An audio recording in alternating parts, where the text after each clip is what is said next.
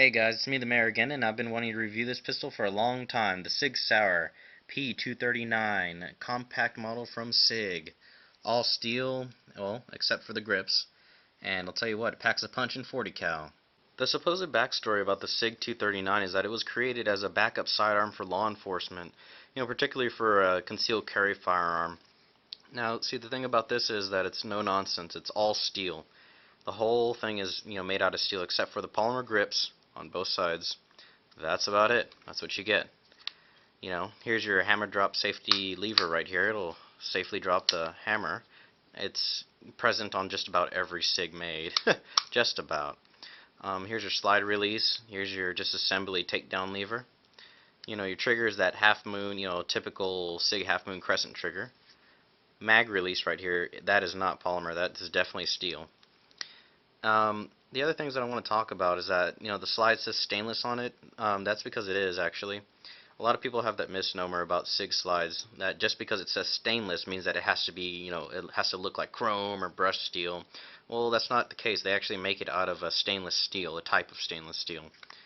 Another quick feature about the Sig sights, these are the standard Sig sights. Just the two-dot setup, actually. You have like a rectangle or like a square on the bottom, and in the front you have a single dot, so that way you can quickly acquire the sights. A lot of pistols, they use the three-dot setup, but Sig Sauer, especially with their older firearms, they've been using this two-dot setup, for great effect, and it's worked for a long time. A lot of shooters love it, some shooters hate it, but me personally, I don't really mind it, either way or the other. The hammer, it's been dehorned. There's no horn on it whatsoever. It's just, kind of sticking there.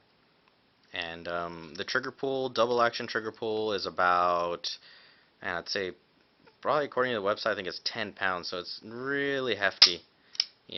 Single action trigger pull, real crisp, real nice. Expected like, a Sig should have. It's really nice, actually, the single action. The one thing about this pistol, it's really controllable in 40 cal. They come in 3 different flavors, 9, 40, and of course, 357 Sig. The mags are actually high quality mags. Sig Sauer, they stamp their name on these. Made in Italy, of course. They don't tell you where, but it might be an ACT mag. I'm not really sure. Now the bottoms are polymer, of course. They got the little pinky rest. Holds 7 rounds of 40, and I think the 9mm holds 8 rounds. So it's not too bad. I mean, 1 round trade-off. I'd rather carry the 40, just stopping power, penetration-wise. 9mm, it's a good round, but, the 40, in my opinion, beats it, by a slight hair. So, of course, you want to carry the best. Here I just have some, standard safety bullets. They don't fire. They're just for training purposes only. Another small thing about the mags is that they sell a +1 extender for the 40 cal, and I think for the 9mm they also sell a +1 extender, and you get a little bit more pinky space. Here's my hand on the firearm. There's my grip.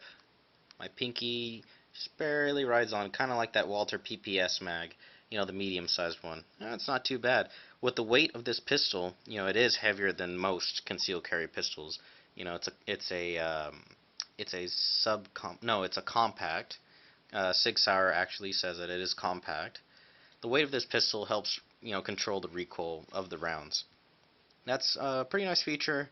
In self-defense scenario, if they're up close, I don't think it'd really matter too much. Just kind of pointing and shooting. But, especially at the range, or if you need to make some faraway shots, that would definitely help you out quite a bit. Just for, general purpose, general use.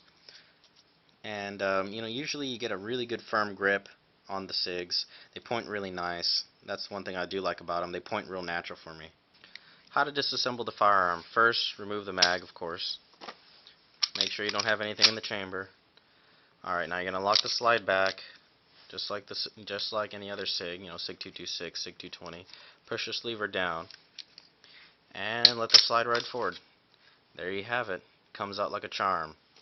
Hammer stays back, of course. We've already got grease on the rails, and look, these are full length rails all the way along the, the length of the bottom receiver. You've got actually a really large feed ramp built into the pistol right there. In the front, you got the locking lugs for the barrel. Back here, you've got all the sear engagements. You can see straight up the mag well.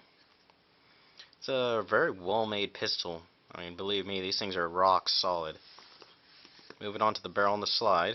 40 cal Smith & Wesson. Recoil spring. It's got kind of like a strange flat, flat recoil spring. And the 40 cal is blue this time. Pretty sure that, there is a green color. I've seen the green on SIGs before. Barrels, same standard SIG style locking system on the barrels. It's a tilting barrel recoil system.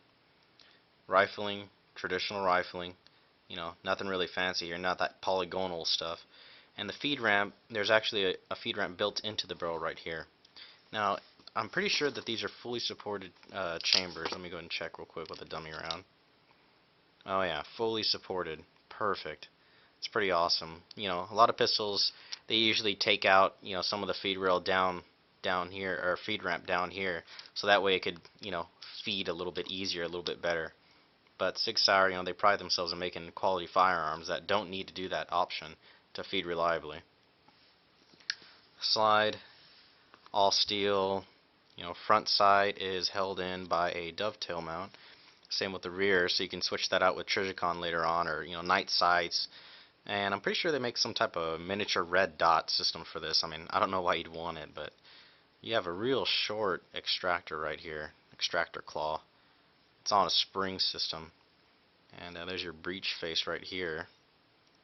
It's not too shabby. To put it all back together, first you line up your barrel, drop in your barrel, make sure it locks, in the recess. Flat mainspring housing goes back in, of course. Push it all the way to the front and it'll lock in right in front of this lug. You got that lug right there. Line everything up. This is the tricky part. Now flip it over. Push it all the way to the back. Lock your slide release and twist it, towards, the grip of the pistol. You'll see, and you'll see the front. Oh man, what is this called? Recoil spring guide. You'll see it go ahead and go towards the back. Alrighty, there it is. It's locked in, fully functional. Here's your decocking lever. Push it down. You make sure it's safe. And that's the whole thing about the Sig Sauer 239. It's a good entry into the concealed weapons, aspect of your life if you collect pistols. Well, that's my first impression of the Sig Sauer 239. I've shot this pistol personally, and I've shot about maybe 400 rounds through it. Not too many, but stone cold reliable, and never gives you a hiccup. Definitely, I'd bet my life on it for concealed carry. That's for sure. Weight is a little bit of an issue. If y'all guys don't really mind the weight, or you're packing it in a pack or whatnot, I mean, it'd be a perfect pistol, and they're laser accurate. I mean, steel frame, no wobble whatsoever, upper and lower receiver. I mean, there's just no, there's no frills, no thrills on it. It's not really all like super crazy, safeties here and there. It's a SIG. The only safety is your trigger. Alright guys, well, that's the mayor. Thanks for watching.